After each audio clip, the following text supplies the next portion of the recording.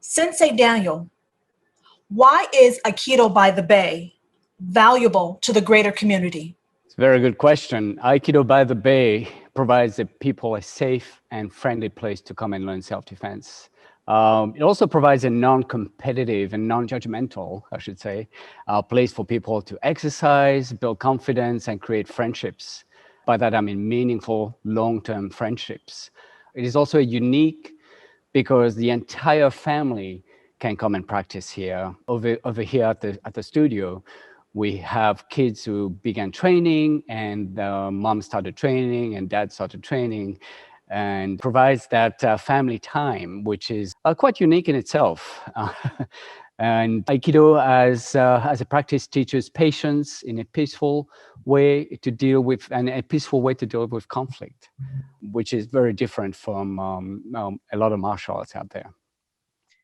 You've mentioned a lot of critical points that we try to instill in ourselves and our family and make sure that we're surrounded by those type of people in our everyday lives. So I, if you don't mind, would like you to focus on what are those life tenets that are critical to the success of your students at Aikido by the Bay? I think about this quite a lot, actually. You know, what do I want my students to get out of practice? In my first Aikido school, my first studio back in Melbourne, Australia, my teacher had a big saying on the wall. In big letters, it said, every day, arm yourself with life skills, act with integrity, and then calmly trust in the results. My teacher and I were very, very close, and I lost him 3 years ago. So a lot of his values, a lot of things that he's built over the years have been passed down to me, and I carry that here. The life tenets are, practice every day with an open mind, never give up, do your best, and always do the right thing, even when somebody is not watching. Just recently, we had a policeman here do a little talk to the younger students, and he brought up those points, and I added to it, you don't need to see a policeman, for example, to do the right thing. If you do the right thing all the time, you'll be good.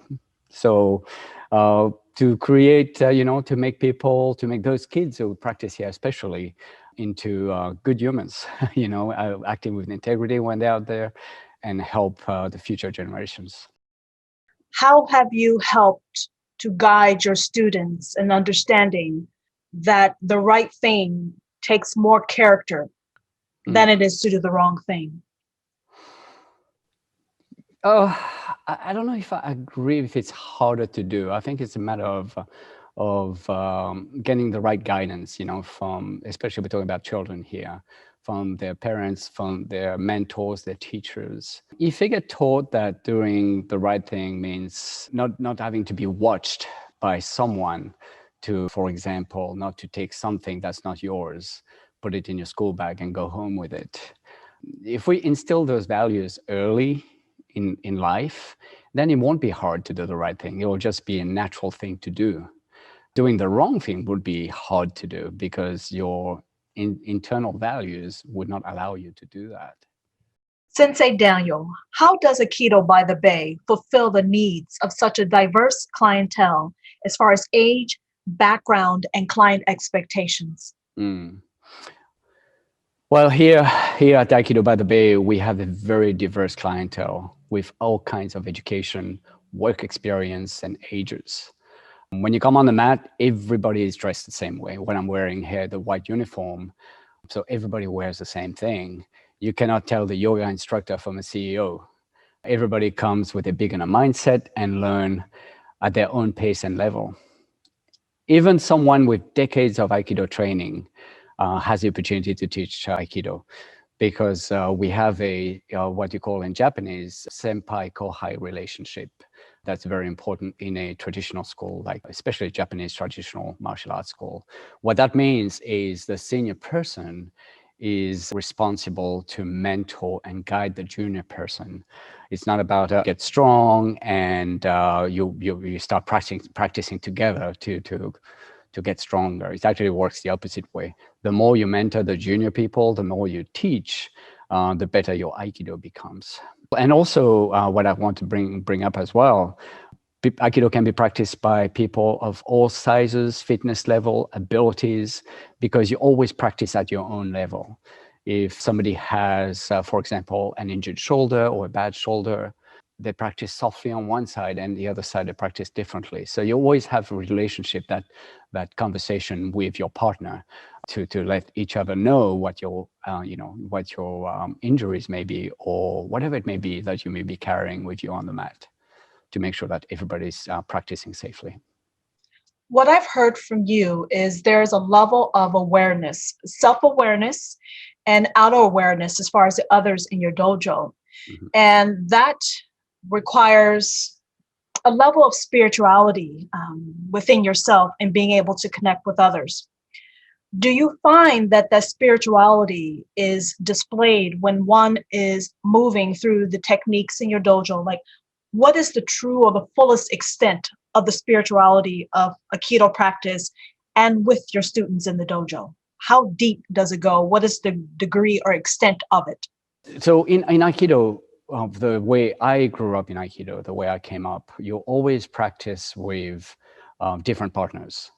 And everybody obviously is different in thinking, in size, in temper, in strength.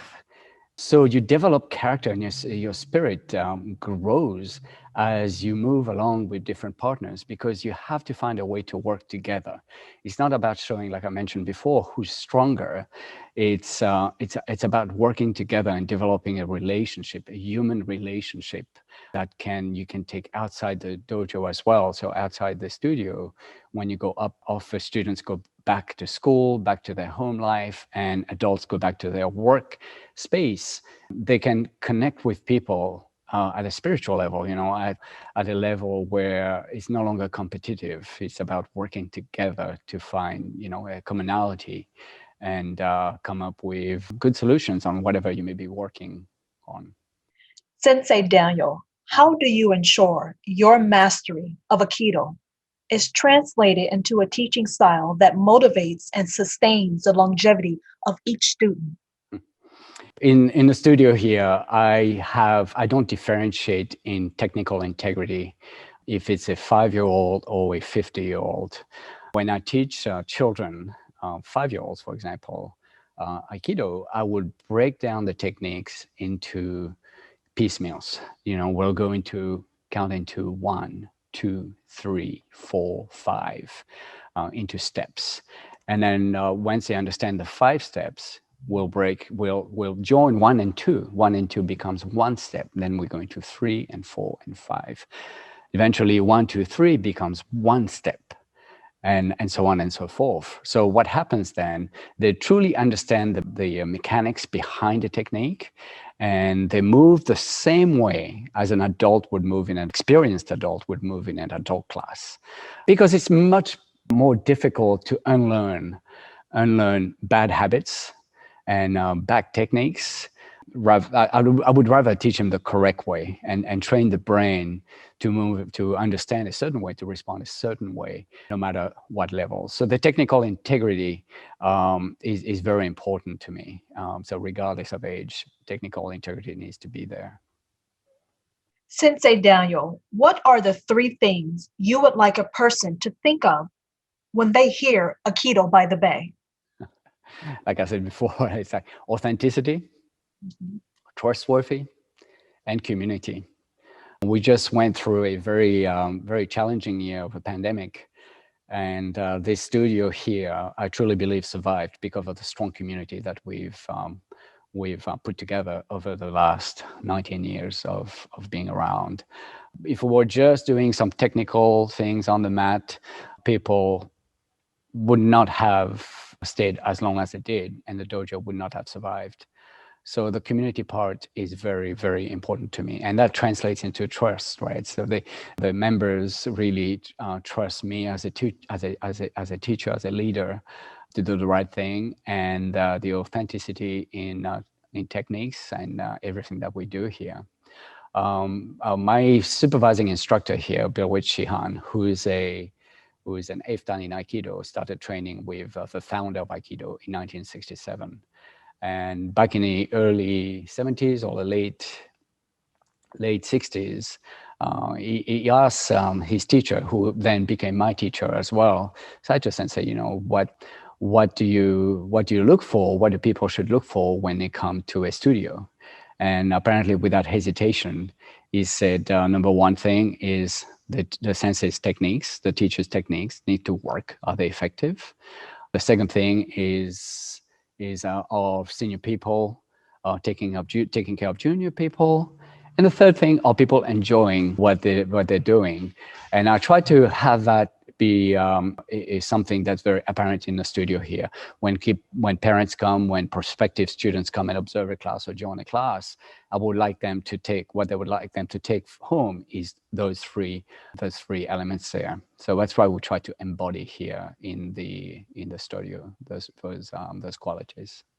You have a remarkable achievement as far as being able to sustain your community and the integrity of it.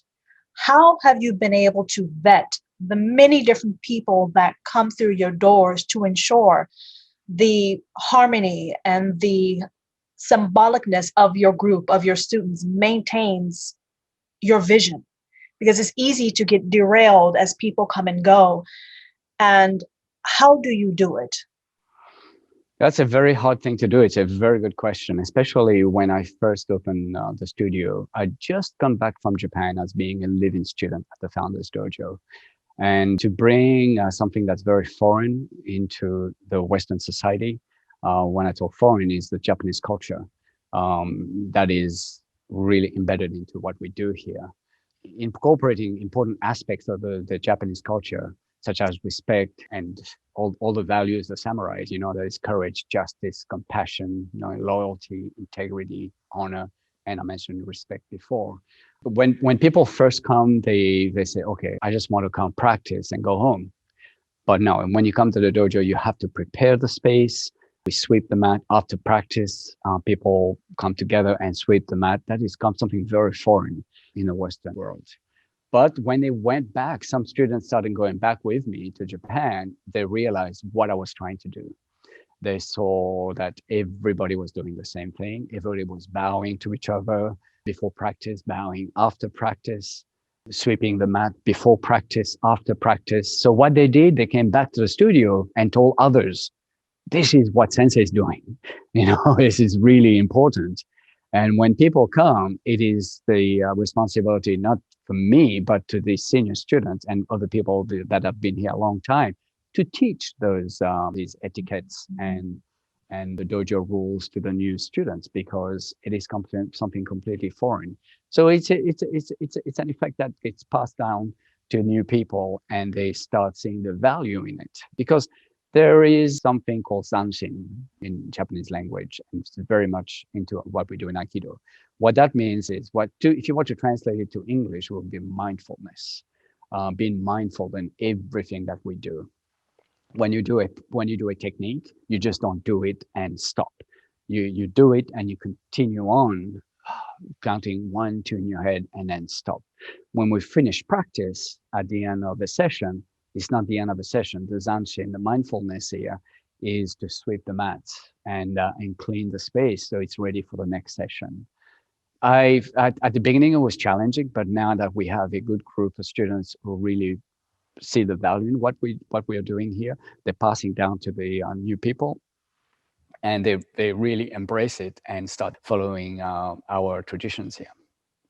What is the relevance of history, the history of Aikido, compared to modern times? Meaning, how do you balance the history, the tradition, with how things are moving forward currently right now? How do you intertwine the two?